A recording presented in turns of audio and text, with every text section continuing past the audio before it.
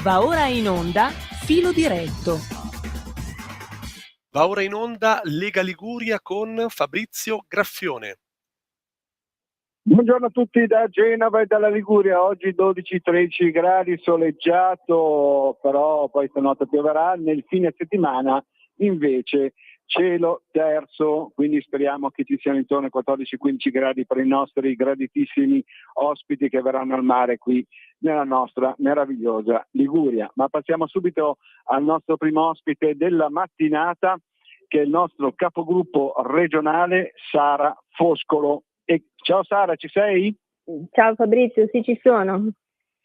Allora, innanzitutto ringraziamo Sara Foscolo che si è assentata un attimo dalla seduta solenne del Consiglio regionale, cioè la giornata del ricordo in questo momento in aula, quindi la teniamo occupata soltanto pochi minuti perché deve giustamente rientrare.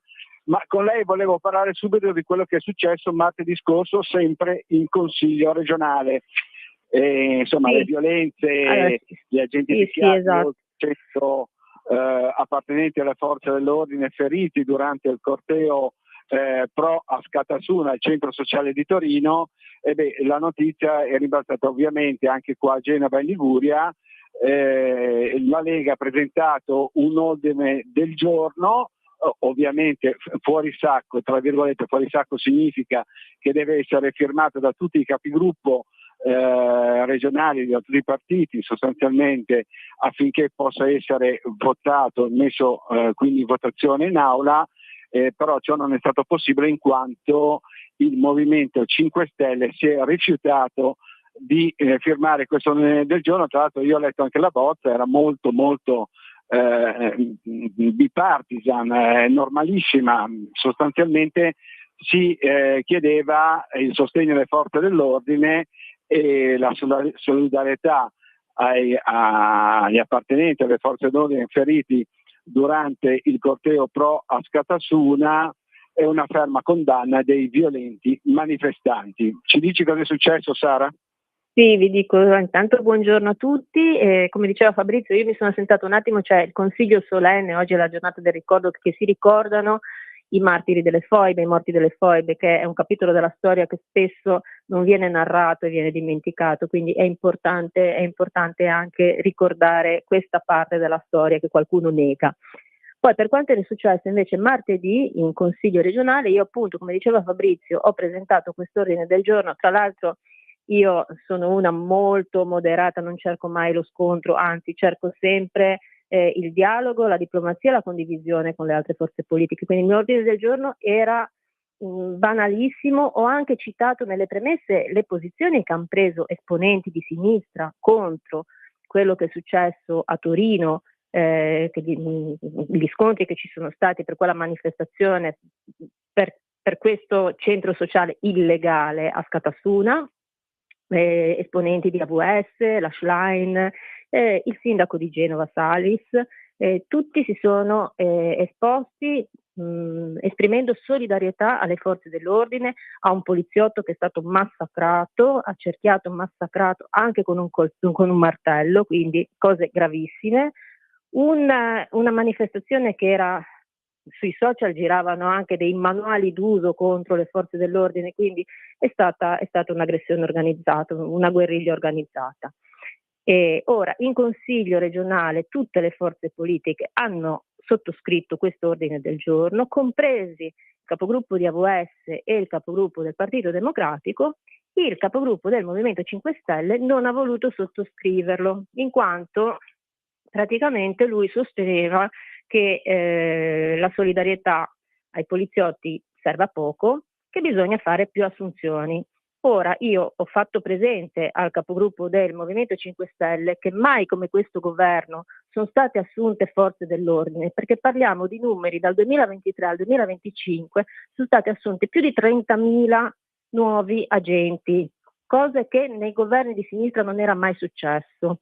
E sono stati già annunciati altre assunzioni, addirittura andranno a coprire il 100% dei pensionamenti che ci saranno da qua al 2030, cose che, ripeto, governi di centro-sinistra non hanno mai garantito. Quindi io ho fatto presente al capogruppo del Movimento 5 Stelle che sono cose che il governo sta già facendo, che non posso io dire in un ordine del giorno al governo fai una cosa che già stai facendo, ma lui probabilmente voleva solo prendere una scusa.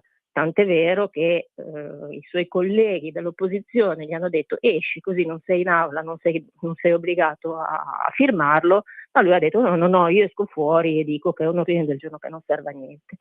Ora, è vero che non serve solo l'appoggio morale, ma è anche vero che vanno condannate con forza tutte le forme di violenza, perché è legittimo manifestare per qualunque cosa, ma non ci si può organizzare con bombe carta, con martelli, con passamontagna per andare ad aggredire le forze dell'ordine, che sono lì per fare il loro lavoro e per difendere la gente civile che magari è veramente in piazza per manifestare pacificamente, e anche tutti i privati che hanno subito dei danni durante quella manifestazione.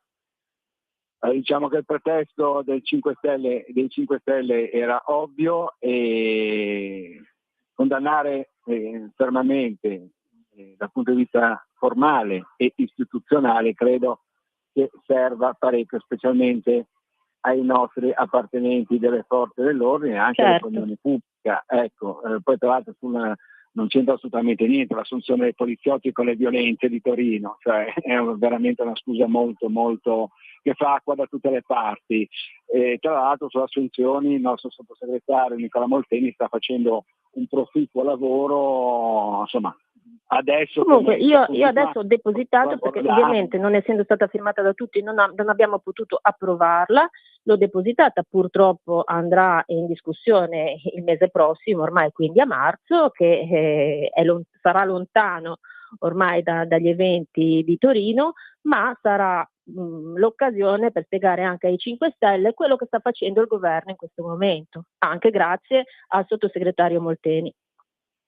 Allora, sottolineiamo il fatto che invece PD e AVS addirittura hanno firmato il testo dell'ordine del giorno. PD e AVS hanno firmato. Tra parentesi ripeto, io non sono mai stata una che cerca la rissa in consiglio, ho sempre cercato il dialogo, tant'è vero che ancora prima di leggerlo mi hanno detto, ma hanno anche fatto i complimenti, perché mi hanno detto quando abbiamo visto che veniva da te eravamo abbastanza tranquilli, sia il capogruppo di AVS che il capogruppo del Partito Democratico. Quindi è stato proprio un pretesto quello del Movimento 5 Stelle. Va bene, ti lasciamo tornare subito Grazie. in aula perché c'è la seduta solenne il giorno del ricordo, le foibe, come hai detto giustamente tu, poi comunque ci torneremo. Grazie Fabrizio. Una cosa che qualcuno vorrebbe dimenticare o addirittura cancellare, invece una brutta storia, una brutta pagina della storia d'Italia che invece bisogna mantenere viva nel ricordo. Ti ringraziamo, ti auguriamo buona giornata e buon lavoro. Grazie, ciao Sara. Buona giornata a tutti. Ciao Sara, grazie ancora al nostro capogruppo regionale Sara Foscolo, e sempre in merito al discorso a Scatassuna è venuto fuori, intanto che attendiamo che la regia contatti il nostro secondo ospite della mattinata, è venuto fuori grazie proprio ai giovani della Lega Liguria che per esempio alcune organizzazioni come Genova Antifascista avevano già pubblicato venerdì sera sulla loro pagina Facebook, pensate un po', un decalogo anti-sbirri del C e chiamate M, chiamate gli appartenenti alla forza dell'ordine M. C'è proprio tutto un decalogo che spiega come rispondere ai lacrimogeni, come sostanzialmente come affrontare questa guerriglia urbana. Quindi già venerdì sera, ossia la sera prima del corteo pro Ascatassuna, al quale hanno partecipato le sinistre. Insomma, Genova Antifascista è in città molto conosciuta, un'organizzazione ovviamente monitorata dalle forze dell'ordine, però questo sta a confermare quello che diceva prima Sara Foscolo, ossia che c'è stata un'organizzazione premeditata. Mi sembra anche che tra l'altro la GIP di Torino abbia riconosciuto questo fatto. Ma dicevo, passiamo al nostro secondo ospite perché c'è una bella chicca qui a Genova, molto divertente, molto interessante, che però una notizia che la ritengo abbastanza squallida, uno squallore nell'amministrazione comunale di Genova. e la notizia sostanzialmente è questa: Palazzo Ducale, che è un po' il palazzo della cultura di Genova, il più grande che c'è in città, nel nostro capoluogo ligure, ospiterà un evento per celebrare il film del signor Salis. Il signor Salis è il regista Fausto Brizzi, che ha fatto notte prima degli esami, quindi c'è il ventennale di questo film, verrà appunto celebrato a Palazzo Ducale, il film del marito della sindaca Silvia Salis. Allora, ovviamente questo ha suscitato polemiche e ne parliamo subito con il nostro capogruppo in comune a Genova, Paola Bordilli. Sentiamo se Buongiorno a tutti, ciao. Buongiorno a te. Allora, abbiamo un po' qualche minuto per questa ennesima chicca della sindaca Silvia Salis. Io ho detto, diciamo anche un po' scherzando, ma è anche vero, tra l'altro, Palazzo Ducale celebra il film del signor Salis.